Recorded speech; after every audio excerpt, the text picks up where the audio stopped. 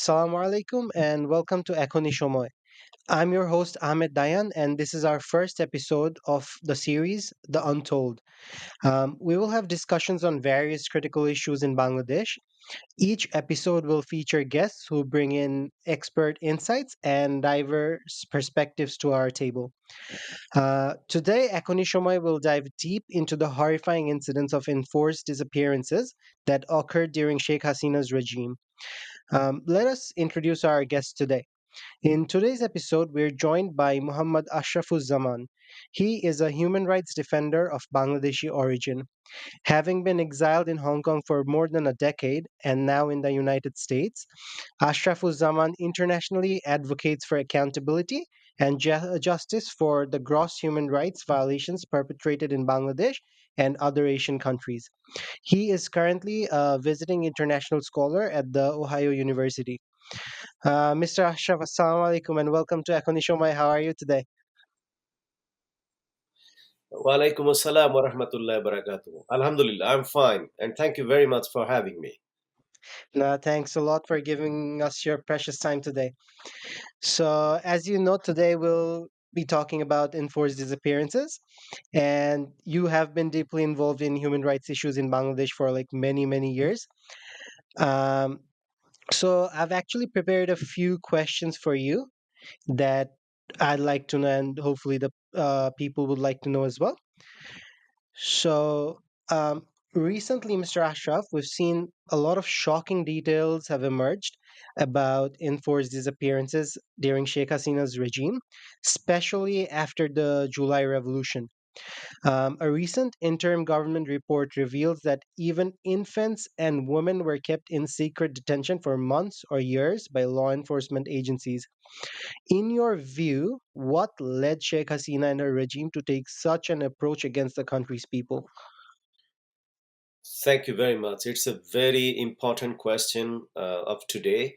Many people who are thinking about the context behind these uh, atrocities and particularly enforced disappearances are defined as crime against humanity, quote unquote, under the international law. And for example, the Rome Statute on the International Criminal Court, which Bangladesh is a party to. And this statute very explicitly defines enforced disappearance as an international crime and crime against humanity. So Sheikh Hasina did this because she enjoyed unbridled power for nearly 16 years in Bangladesh, depriving people's right to franchise.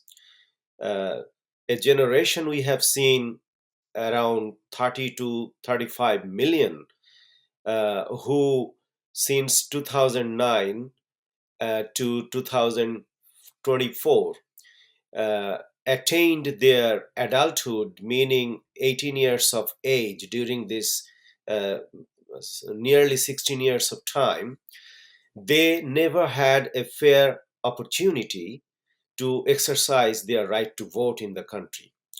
So, the parliament that the world saw that Bangladesh was officially having, it did not have successively for more than three terms uh, people's legitimate mandate. And that makes a big difference. A government having people's legitimate mandate and not having the same uh, is far different from the context of having accountability politically to the people and judicial accountability, which we can talk separately, that the country did not have, and still uh, there is a lot of struggles that the people have to do for having their accessibility, the universally fair accessibility to the justice mechanism, which is internationally known access to justice. So Sheikh Hasina got supports from uh, the masters and allies that she had in the neighborhood and beyond, and that gave her a kind of blank check to continue retaining power for successive terms, depriving the native people's right to vote. That is one. The And that ensured the within the parliamentary system there was no person having or no opposition political party to raise the question of legitimacy regarding what the government was doing and whether the policies, the actions were for the best interest of the people's human dignity, human rights, or justice. So these questions have never been asked in the parliamentary setup in a so called Westminster style of governance that Bangladesh had constitutionally. The, this shocking uh, context has other two components: the freedom of expression of the ordinary people, uh, and the freedom of press, the formal. And none of these uh, aspects of freedom, like the public's general freedom of expression in whichever platform that might have been expressed, that was not guaranteed. And the press freedom, some of them deliberately surrendered that, and many of them they were forced to censor or uh, accept the reality of not having the right to enjoy the freedom of press in Bangladesh. So that context also allowed Sheikh Hasina to enjoy the unbridled power, and that made this shocking situation. And maybe we can discuss more in the upcoming questions you may have on regarding these issues. Okay, thank you for that.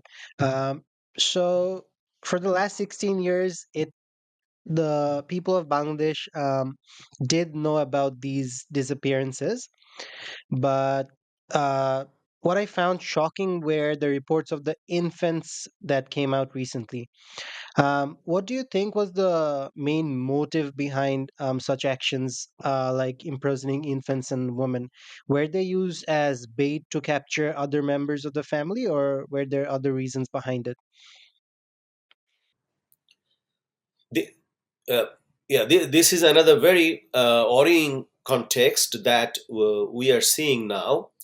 We knew some of those things were happening, and the latest media report and some report also made by the uh, Inquiry Commission on Enforced Disappearances that gives us the partial picture of the horrific realities that the victims of enforced disappearances and victims of arbitrary detention had to face during the Sheikh Hasina government.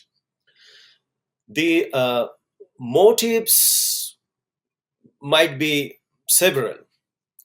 First of all, uh, Sheikh Hasina and her supporters uh, consistently claimed that there is no alternative of Sheikh Hasina uh, to manage Bangladesh. They created fake narratives of economic boom, uh, development, by exhibiting the mega projects. And now we are also learning that Professor Muhammad Yunus said in Davos that the data about economic progress in Bangladesh were manipulated by the Sheikh Hasina government. So that also uh, indicates the context that she wanted to portray herself, that she's doing great, although she lacked legitimacy, she lacked people's mandate. The the other reasons, I in my opinion, is she tried to take the advantage, uh, initially after 2009, when she assumed the office.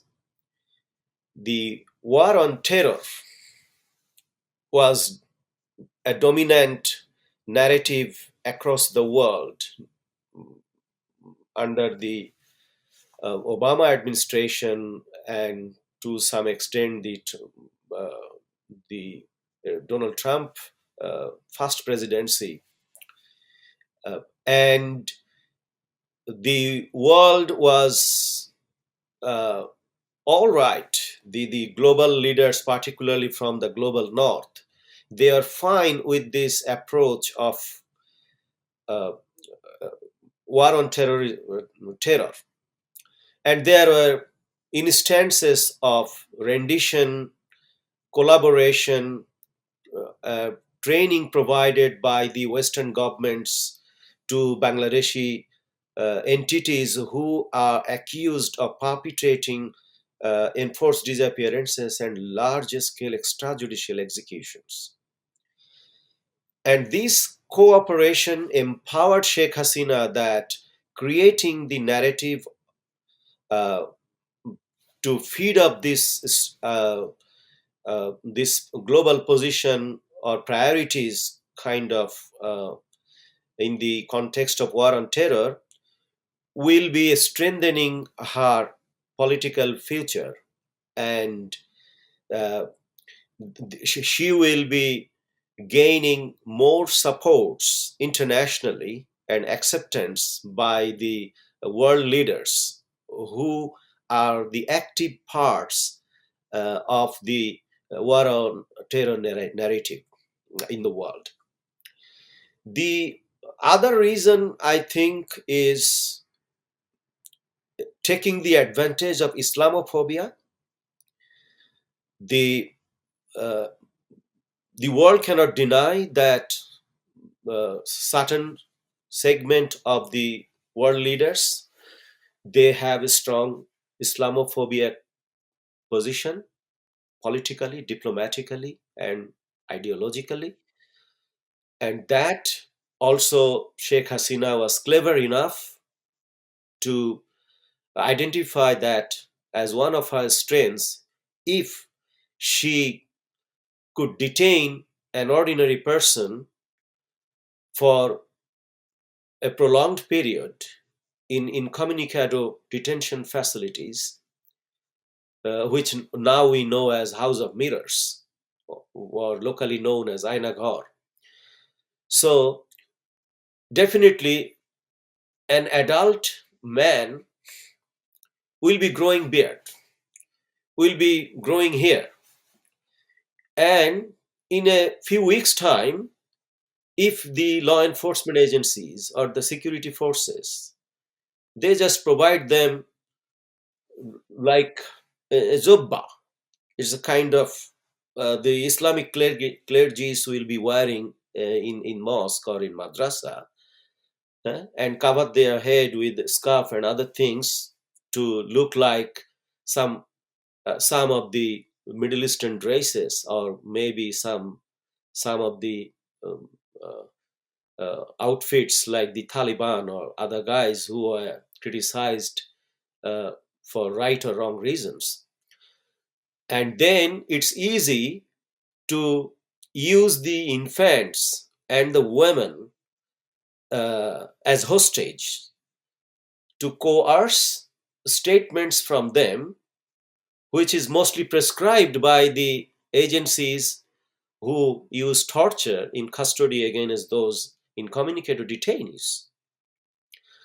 And some people breaks down after a certain, I mean, period of time, when the systemic torture becomes intolerable to them, and only for maybe saving life or getting a little comfort or ease of torture free hours, some people might be agreeing to uh, give whatever statement the agencies may want them to do or say.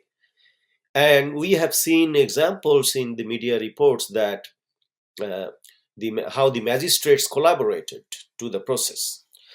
So the motives are basically for uh, extending the political future of Sheikh Hasina, expanding her tenure as long as possible by using these brutal coercive tactics against ordinary people, while she used women and infant and very uh, children of different ages as hostages during the time, and it was a systemic use, that I can tell you.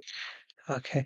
Um, so we have seen Sheikh Hasina using Islamophobia and the war on terror narratives as tools for these enforced disappearances. Would you say that Islamists were the main group of people who faced these disappearances, or there were other people as well? No, it's they are not the main victims. I mean, the political oppositions. If we look at the background, who were the earlier victims of enforced disappearances? Chaudhry Alam, uh, a Dhaka City Corporation councillor from a very busy, uh, jurisdiction where the Awami League central office is located in the capital city. So the gentleman had the uh, the route of engaging with people of the lowest working class in the city of Dhaka, who at any point of uh, unacceptable situation, for example, if they face intolerable trend of extortion by the ruling party uh, people of the Army League in power, that they have to pay for selling uh, any kind of goods on the street. The footpaths of Gulistan, Polton, and that sort of area in the city of Dhaka, where Chaudhry Alam was originally uh, a representative of these people. So Sheikh Hasina made that kind of people a target, who are good organizers, who could make opposition political events successful, well participated by the working class people, and that could trigger or threaten Sheikh Hasina's dream of perpetual power. Then, if we look at the earlier victims like Ilyas Ali, the former member of parliament from the BNP, who was highly influential in the entire Sylhet region, and particularly that was demonstrated when he organized the Tipaimuk Dam, which India constructed in the Indian side, and that could uh, have create serious ecological and environmental impact on the uh, life uh, in the greater Sylhet region, and the rivers, lakes, canals of the area, by blocking water, withdrawing water unilaterally by the Indians in the other side. So, and he organized rallies and meetings participated by tens of thousands of people. And Sheikh Hasina felt threatened by that kind of popular opposition organizers. So the primary victims were the political opposition and the dissidents who could make significant difference uh, through their criticism of the government. The Islamists became the latest victim, particularly uh, when Narendra Modi was invited to Bangladesh for uh, the 50th anniversary of Bangladesh's independence. And he was the main guest, unfortunately, who is a notorious politician uh, to many people who orchestrated the massacre in Gujarat. Uh, and unfortunately, he is an elected prime minister of India. So the protest that organized around Baitul Mukarram Masjid, the central mosque area, was mentored, organized, and participated by the people who uh, are religious in their normal everyday life, and maybe some scholars are also part of it.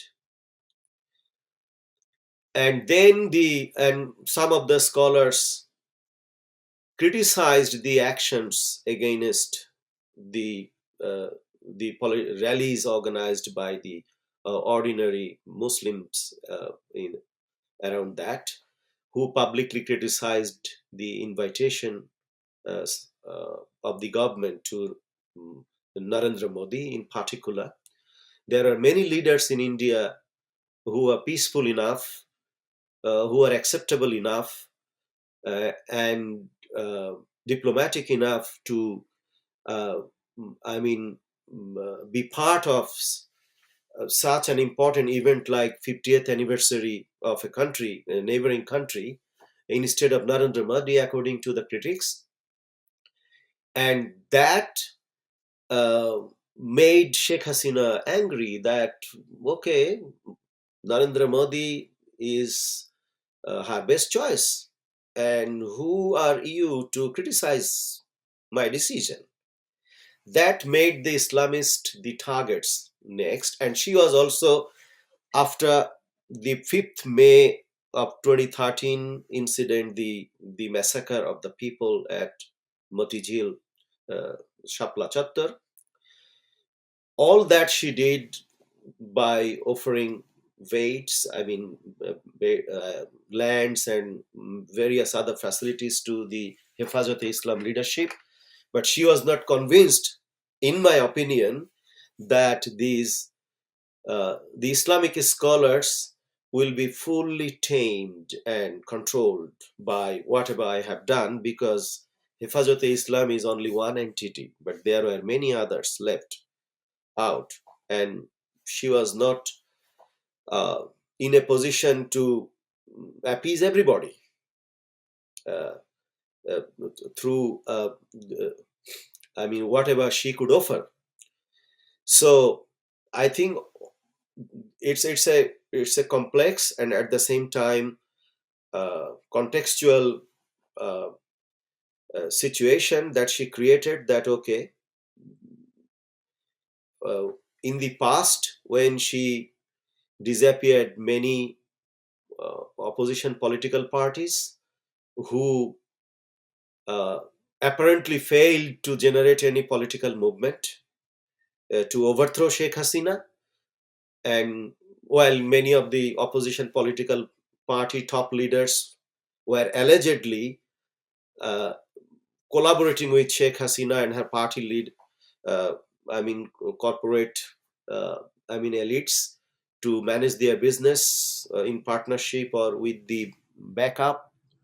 So the given context most likely empowered her that okay, so that only the Islamists are left now.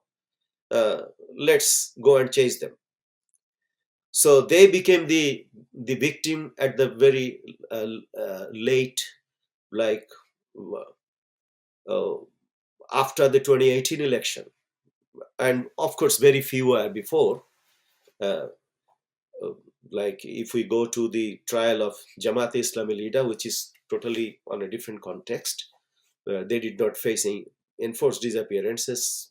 I mean, to a large extent, but that was a judicial process uh, uh, without guaranteeing the right to fair trial principles and maintaining that. So I think the whole country, uh, and we also have observed that the victims had nothing to do with any kind of politics of the country. Just a poor man's, uh, poor family's young child who was working uh, to live a life. I mean, and help the parents. They got abducted and disappeared and permanently eliminated, maybe because has not returned as of today. So uh, first it was the political opposition, then uh, the the dissidents were added to that, and Islamists came, and in between, when it became institutionalized in a country, that disappearing, and we should also not forget the position of the government regarding enforced disappearances. Sheikh Hasina made jokes about enforced disappearances. Her ministers, senior political leaders in public, in parliament, and in international platforms, for example, United Nations Human Rights Council and treaty body review sessions, they openly said that enforced disappearance does not and did not take place in Bangladesh. Why? Their explanation was that the crime is not uh, defined in our penal law in Bangladesh. So, as far as the definition of the crime is not part of the law, the crime doesn't take place. Very strange, I mean, defense or for committing enforced disappearances. So, and that's why I say that this is institutionalized. The state under Sheikh Hasina's government adopted enforced disappearances as a process to go on and making it institutionalized. Okay. So along with the Islamists, we've seen recently a lot of victims speaking up. Um, they did as little as oppose India's influence in Bangladesh, maybe write articles on social media. Why were these people perceived as a threat? These people means the critics or the Islamists. The critics. Critics are, of course, threat to the despotic rulers everywhere in the world. Bashar al-Assad did not entertain critics. Hosni Mubarak did not entertain critics. Abdel Fattah al-Sisi doesn't allow any critics to exist. So Sheikh Hasina is no different from any of those critics. Vladimir Putin doesn't want to see any critics. So we can see the fate of the opposition leader, Navalny. So these are the characteristics, the very basic and common characteristics of the dictators, the authoritarian rulers. And Sheikh Hasina has been the worst in the history of Bangladesh. There is no doubt. As of today, in the last 50 plus years, even her father, who was the father of one party dictatorship in the country, uh, was not that brutal in terms of the number of victims and the pattern maintained by the state to suppress the people.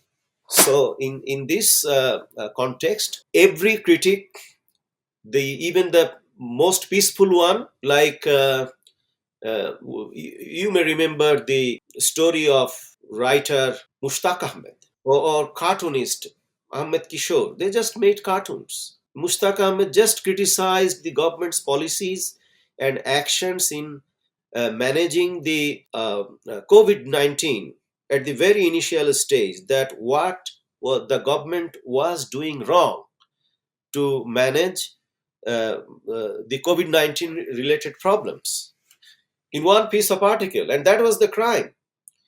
So the dictators like Sheikh Hasina, they don't want to see the critics uh, enjoy their right to liberty, and that also forced many people to be in exile, either voluntarily or by forced. Mahmudur Rahman was forced, and many others, they had to just uh, choose the life in voluntary exile. So it's obvious. Mr. Ashraf, we've seen very recently the FBI visited the Dhaka Metropolitan Police and its counterterrorism unit.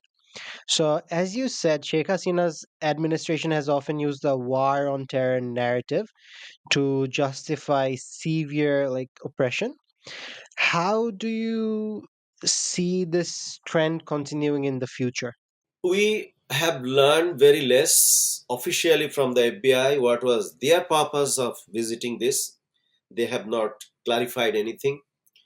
So we can objectively gaze. Maybe without blaming anybody, if we see it as a kind of professional cooperation, either by invitation or as part of an ongoing partnership between the transnational and counterterrorism and transnational crime unit and FBI or the other entities of Bangladesh, that FBI has a reputation of specialized skill in investigating crimes.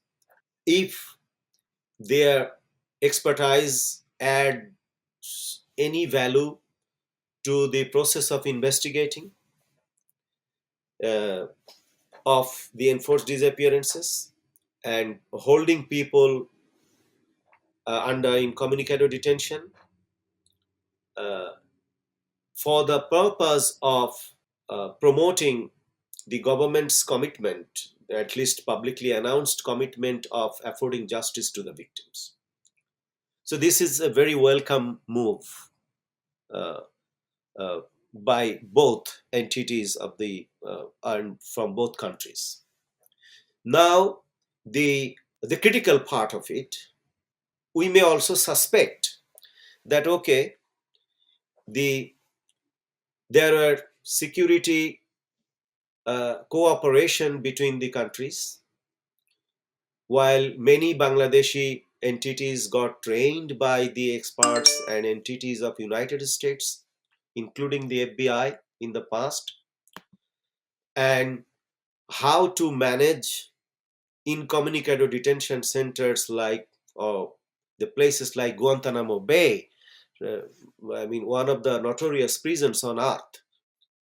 If that is the case, that many of the perpetrators were trained by the entities of United States, including FBI, and they were visiting to check whether there is any of their footprints left in those facilities, and the documents preserved by those entities, especially CTTCU and detective branch of the police and rapid action battalion, who had sustained collaboration between each other for many years under the Sheikh Hasina government.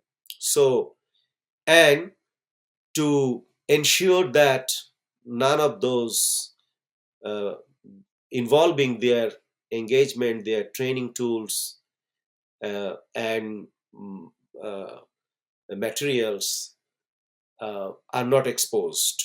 So it might be both, but I want to believe that this cooperation is only for the greater purpose of affording justice to to the victims, and not to hide or cover up any of the crimes committed by the Bangladeshi entities. Okay. And as you said, There's certain individuals and groups like the Rapid Action Battalion, who are notoriously known for carrying out enforced disappearances and extrajudicial killings. Why do you think the interim government has failed to take action against them still? The interim government has many reasons to fail. The first thing is the selection of the people in the government. Many of them are very old. I mean, I respect the old age. I mean, that's like our parents' age. But that's not the thing. The capability of managing government is something else that everybody is not in a position to handle. It's a different kind of skill, and it involves a very entrenched kind of anti people or anti public interest based bureaucracy. It requires managing a military armed forces that always believe to be above the law, and impunity is perceived to be their fundamental right, and a law enforcement agency, I mean a group of agencies, including the Rapid Action Battalion, the police, and whatever comes around them, that has been degenerated to the level of a loyalist force, each of them, instead of being professional law enforcement agencies of an independent nation. So these are very complex institutions. And then you have the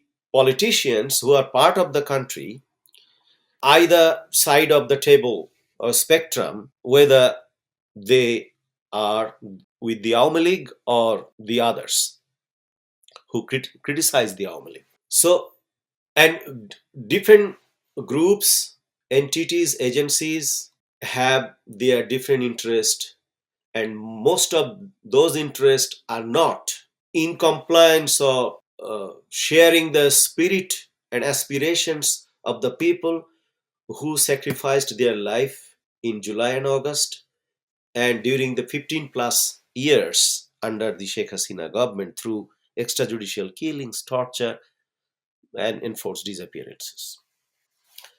So now, when you look at the interim government, very few of them have political background or the skill of managing administration. And I would also say managing, some of them happen to be advisors of caretaker government in the past. But there is a difference between an advisor of a constitutional routine caretaker government and being an advisor of a post people's uprising government, where the world witnessed hundreds of people being killed like in broad daylight and in the darkness of night, in a context of switching of power in a locality whenever there are operations uh, launched by the security forces and intelligence agencies, drones used to locate and identify the protesters, and then coordinate that message information with the perpetrating ground force, and then hit them, kill them. We have witnessed mobile phone network, internet shut down for days and beyond week, eh, so that the communication is totally blacked out between people to media, people to human rights groups, protesters to every other else, including their members, and then unleash the violence of its bloodiest nature. So, in that context, when a government comes, they have a totally different responsibility, and their spirit has to be absolutely different from the other routine caretaker governments, if I understand it correctly. Now, when we observe the way these people are making their decisions and the impact of those decisions and actions in the public and in the future, so many of them also related to the future, particularly the aspiration of justice and changing Bangladesh. I mean, people want a transformed Bangladesh from a fascist system to a liberal democratic system, and a system with checks and balances, accountability.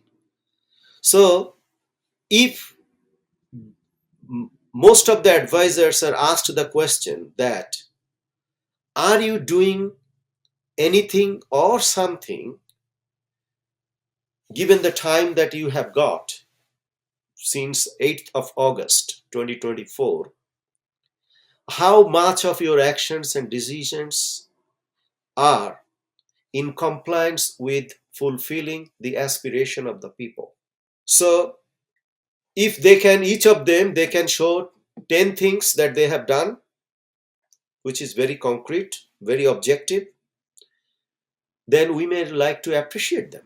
But I have doubt that many of the advisors would be able to publicly claim and, I mean, acceptably uh, demonstrate their decisions and actions were objectively adopted and implemented to fulfill the people's aspiration. That is one. And then when you don't have that, particularly majority of them, when they don't have that, then the government has all reasons to fail, because they are inheriting an administration groomed in 16 years through politically and individually loyal to Sheikh Hasina. Not even Awami League was not enough. If an officer or a judge or a policeman or a military soldier of whichever rank, if individually each of them are not loyal to Sheikh Hasina, then you don't exist in the system. So, having such an administration, many of them who supervised, ordered, and executed the killing missions under Sheikh Hasina in July and August, and of course, throughout the 15 years when enforced disappearances were institutionally committed or extrajudicial executions were institutionally committed. So then, inheriting that kind of people, one of the very first jobs of such a government should have been identifying all the big high profile officials and remove them. People may argue that there will be some vacuum. Of course, there should be. There has been political vacuum, there has been vacuum of accountability, there has been total institutional vacuum. So vacuum is part of the normal life of the people in this country. What is wrong if you have some corrupt who have officials who have command responsibilities for committing crime against humanity? If they are removed, what is that we are going to lose? There is nothing to lose. So they failed that.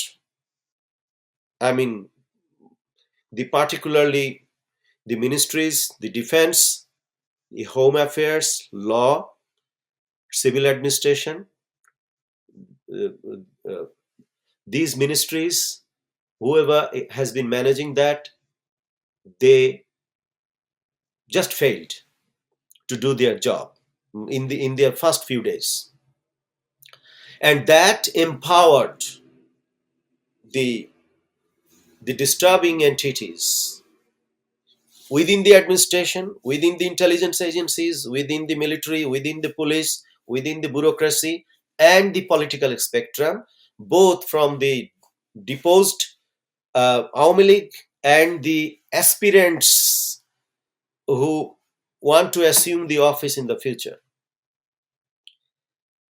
Or maybe some of them, they switched the camps and and reappeared with a different identity.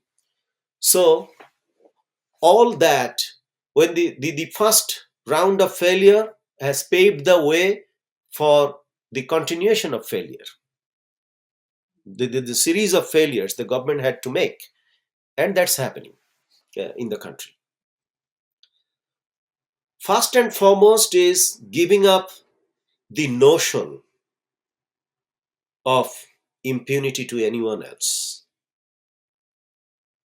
You are a perpetrator, it doesn't, matter if you are the chief of army or how many stars that you carry on your uniform, as a military officer or as a bureaucrat, doesn't matter.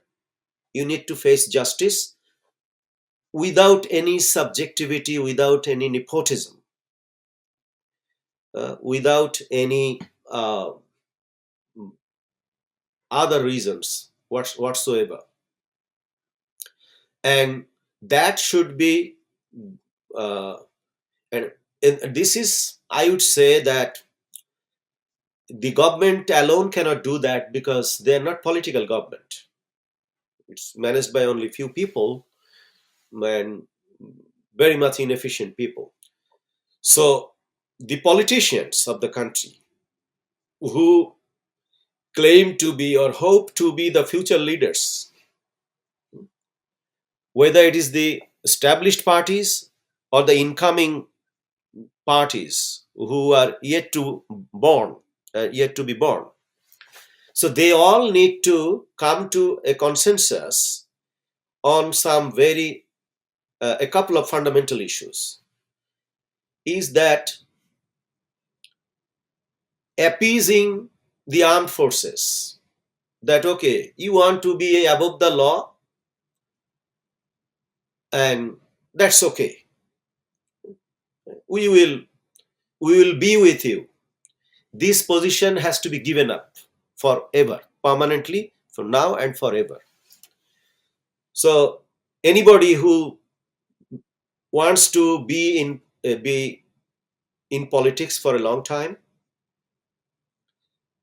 then they need to, all political parties, whether they are Islamist or leftist or centrist, they all need to have the agreement in principle that okay, for the sake of country's sovereignty, we should not allow ourselves to do one, two, three, four, five things. Okay, so that may include we will not sign deals with foreign entities or governments which will remain confidential. No, I mean, if you are doing anything in public interest, that public should know it. They have the right to know what you are doing. It has to be discussed in the parliament. The documents has to be, released in parliament. Many countries in the world, they have a system of accountability. For example, in United States, where I live now, they have their committee in the Senate, committee in the Congress, and some committees are public, the deliberation. Some are, a bit classified, but still there is a system of accountability. I'm not saying that is perfect, but there is a system of accountability that you have to, I mean, present whatever you are going to do and what you have done, that you also need to convince that okay, well, this is what has been done, and this is for these reasons it has upheld the public interest. It's public interest, not something that uh, I just think myself taking an oath, and that's it. Whatever I do, that is taken for granted. It should not be accepted. So that is, there are certain things. What kind of treaties that we sign, whether our natural resources are being given to someone else, and how much the proportionately the people of Bangladesh going to be benefited, and how much we are going to pay. If it is a development on infrastructure project, so everything should be same, that people should know everything, because at the end of the day you are using people's money. So how come a government uses the people's money without letting the people to know who own the money, the ultimate owner of the money, the contributor of that? So some of those aspects, there has to be an agreement to build up a system that, okay, that this is step 1, 2, 3 or 10, that we are going to ensure a system of accountability in this country for everybody else. eh? And nobody, including the armed forces, should be above the law for committing crimes. And there is one thing, in Bangladesh has a notion that army has its own law, they operate according to their law. So the civil criminal law should not apply to them. That's not acceptable. When you are committing crime outside the barrack, like you are abducting an ordinary civilian, right? Eh, from the streets or from his or her office or home, and taking to your custody, hmm, and applying, I mean, the torture and everything, the ill treatment, everything, that is not done under the military law.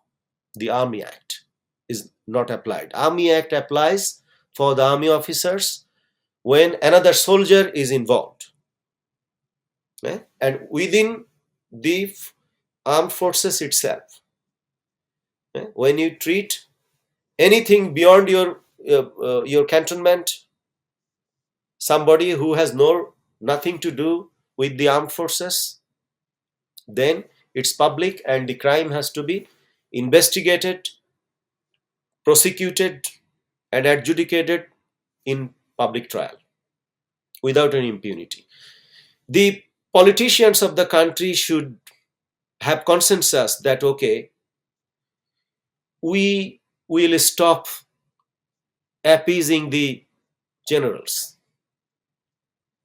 that you are the guardian of power, which is, people, they don't say, they say in a different way, the patriotic armed forces or army, they are not patriotic. We don't see much of the examples of their patriotism. The army didn't do anything to save when the 57 officers were killed at the BDR headquarters in 2009. So there are many occasions the army did not protect people's right to vote, although they were deployed. The generals did not, whoever, if you look at 2014, 2018, all the generals who were in across the country, having command responsibility of managing law and order in whichever capacity, they acted at the behest of the Sheikh Hasina government. So in general, they should not enjoy the term as patriotic army.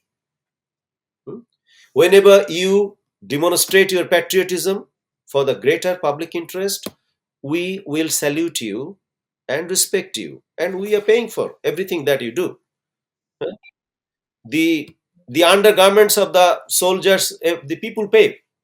Why? To guard this country, but not to disappear people, not to kill people, not to torture people.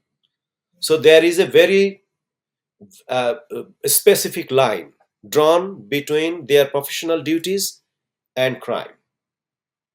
So for professional duties, we respect each and every soldier, every commander, and for the crimes, we want every perpetrator, every commander to be brought to justice. And the politicians of this country, the bureaucrats, the judges, there are many judges in this country, they also want to, I mean, many chief justice I have seen, if you talk to them privately, they will say, no, don't go to catch the army, it would be too much for us. This notion has to be given up. If it is not done, then we will be facing the same cycle of, I mean, giving a paying the price with huge amount of blood and getting almost nothing. So the cycle needs to be stopped, and that has to be the consensus for all the political parties of this country, the bureaucrats, the judges, the other professionals like lawyers. In court, they should behave in a way that they are not intercepting the process of justice. Instead, they are cooperating to uphold justice, regardless whether the person or group of people the lawyer is defending to save him. That should not be the objective. The objective should be justice must prevail at the end of the process. So that's how the national commitment from every individual professional and with individual's capacity and the government has to come, and that assurance has to be demonstrated. So right now, one of the reasons this government is failing because how to deal with Awami League, which officially perpetrated crime against humanity. As a political party, Awami League was killing people with firearms. There are plenty of evidence available. And then there are politicians who are lenient to the Awami League, to their atrocities. They are criticizing the government more than talking about how to address these perpetrators of crime against humanity. So the the differences between political parties, groups should be always there. But for the sake of justice, accountability, rebuilding institutions of checks and balances, regardless which party comes to office and which party leaves, and not to entertain impunity or the entities who want to enjoy impunity, there should be a very fundamental national consensus. If that happens, then if you see in United States, people in their early 40s or early 30s, many senators, Congress, representatives, and even presidents, like when Bill Clinton or Barack Obama became president, they were in their mid 40s. So we know what America does at home and abroad. If in that age they are capable of managing the office of the President of the United States, the people in Bangladesh, regardless of their age, if they are adult enough and not too old, there will be plenty of rooms for the people to manage this country well. If the policies are very transparent and very objective, based on principles of justice, fair trial, accountability, and for the sake of, I mean, protecting people's human dignity, then the country will move on. I hope that happens. Perfect. Thank you so much for your time today, Mr. Ashraf. Um, we've learned quite a lot from the discussion today, and we can hope that we get a future where Bangladesh is free from such atrocities and foreign influence. And thanks again for your time today. Thank you so much for having me. I wish you all the best with this new channel. Yeah. Thank you so much. So today's episode ends, but the discussion goes on. In our next episode, we will be back with another guest and more important topics on Ekonishomoy, a platform for the people. Make sure to drop a follow and stay safe and stay healthy. Assalamu alaikum.